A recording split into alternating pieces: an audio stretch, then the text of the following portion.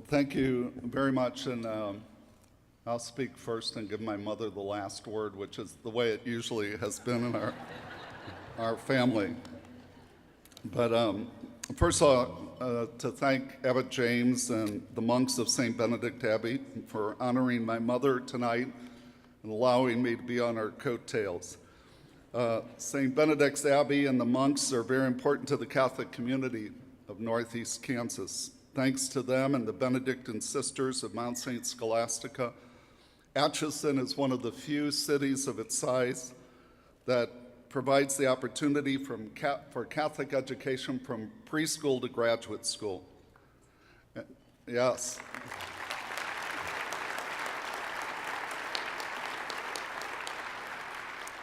I think half of Atchison is here tonight, so that's... And it's not just academic excellence that they provide, but their schools, I'm proud to say, provide excellent Catholic formation. And it's something, my mother has been a Catholic educator all of her life, a teacher. I was, as mentioned, her kindergarten student, not one of her prouder moments, but, she was a great teacher and a great principal, a great Catholic leader, but she instilled in me, if we're going to have Catholic schools, they have to really be forming disciples for Jesus Christ with a love for Jesus and his church. And this is what we see thanks to the sponsorship of the monks and the sisters of the schools in Atchison. I'm grateful for the incredible service that the monks of St. Benedict Abbey have provided to our Catholic community by serving as pastors along the Pony Express Highway, the northern corridor of our archdiocese. And although the presence of the monks has been reduced in recent years in terms of parish service, we're grateful for those parishes that they continue to staff by their Benedictine priest, and thankful for the generations of Catholics whose religious formation has been greatly enhanced by these Benedictine shepherds. However, more important than any ministry provided by the monks of St. Benedict Abbey is the living testimony given by these men whose lives cry out to all they encounter to place God first in our lives. The greatest gifts that the monks give to each of us is their strong reminder that they communicate by their living to give God the rightful place, making him truly Lord of our hearts. It's also a privilege for us, my mother and I, to be honored with the Duns. I am so grateful for their friendship of all of the family. And Bill and Jean, when I first came to the community, they were some of the first people I met. And as I said in the tape, anything that's good and noble, there's a Dun that's part of it. I remember shortly after I was here, Bill gave a talk at the Kansas City, Missouri prayer breakfast. And I remember I wasn't at the breakfast, but I read the accounts in the paper and I said, this man's a lion. If it's about standing up for the poor, if it's standing up for those with disabilities, they've helped so much at our Catholic schools to be able to serve more young people with disabilities.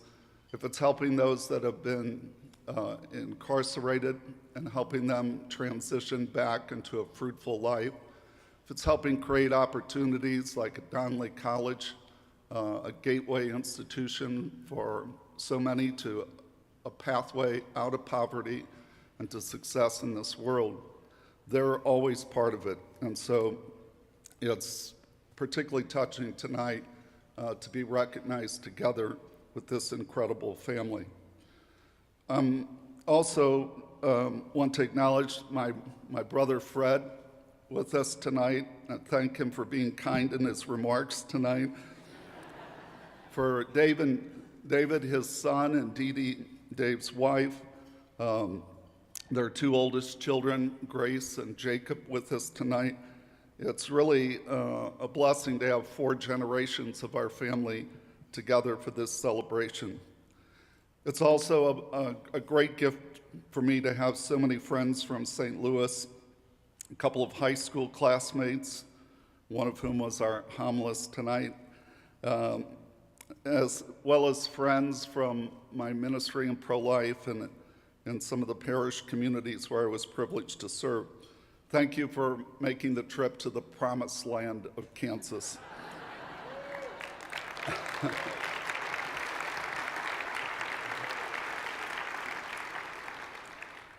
I'm honored by Bishop Johnston's presence with us tonight.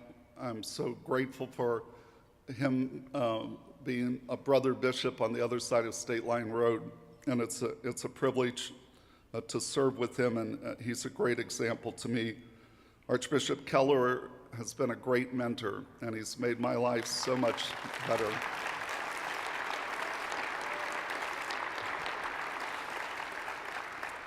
When Pope Francis wrote The Joy of the Gospel, he had Archbishop Keller in mind.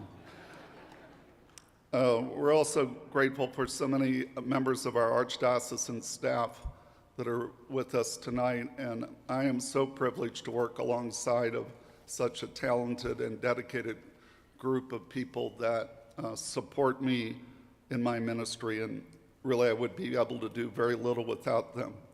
Also grateful for the priests here tonight. We're blessed with extraordinary priests in Northeast Kansas, and for their friendship and their support. It's truly a special moment for me to share this recognition with my mother, who's an amazingly courageous, strong, loving, and wise woman of faith. She is a pillar of strength for me and all our family, and her witness of love for Jesus, his church, and true devotion to his blessed mother have impacted my life and been the guiding lights for my own spirituality. I'm in her debt. She was my first and best formator in the faith. She gave me an example of dedication and hard work, not just in her professional life as Catholic school teacher and principal, but also as the spiritual head of our family. Her recreation throughout my childhood and adolescence was being an active member of the Legion of Mary, who were doing the new evangelization before Pope John Paul coined the term. And if anything good has come from my priesthood and my ministry as bishop, it really is the fruit of her vocation of Christian marriage and parenthood, raising my brother and I on a Catholic school teacher salary, which was even much less, even percentage-wise, than it is today. My mother constantly sacrificed her own wants and desires so that Fred and I really wanted for nothing. Mom, you taught me not so much with words, but by your example, to place God first, the church family, and friends second. And you taught our family that the poor and the vulnerable have a special claim on our hearts and resources. You taught us that in striving to serve others is where enduring joy and authentic meaning are to be found. You taught Fred and I never to feel sorry for ourselves, but to recognize the blessings and to cultivate a grateful heart. The title that I'm most proud of is not priest, reverend, father, bishop, or excellency, which he never will call me that. But as I'm known by her former students, simply as Mrs. Naumann's son. Thanks, Mom.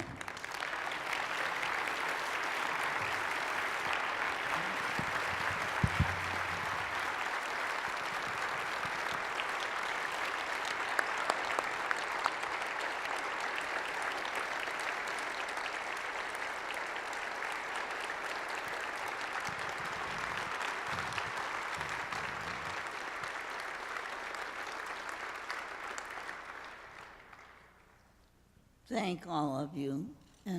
I'm very proud of both my sons. And I'm grateful for all the kind things you said. I'm not sure you meant them all.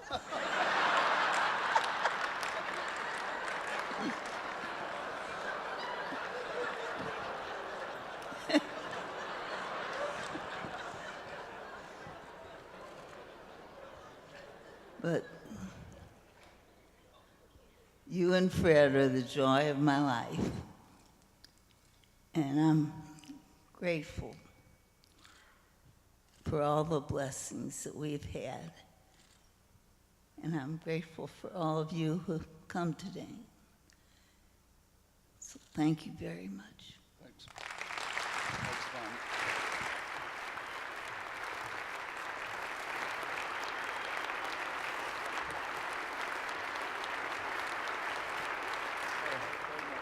Before you go, last year when I helped out at this dinner, my dad was very ill and he passed away in June.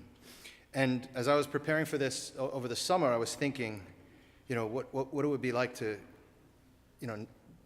live without your father and trying to connect with him through some sort of memorabilia. So I kind of said, I want to try to find a piece of baseball memorabilia that remembered Fred Naumann, one that maybe they couldn't find. So I went into some deep web searches, and since his last year in the minors was Stan Musial's first year in the minors, 1940, for the Daytona Beach Islanders, I found a ball signed by that entire team, which would have cost what we raised last year at Abbott's table.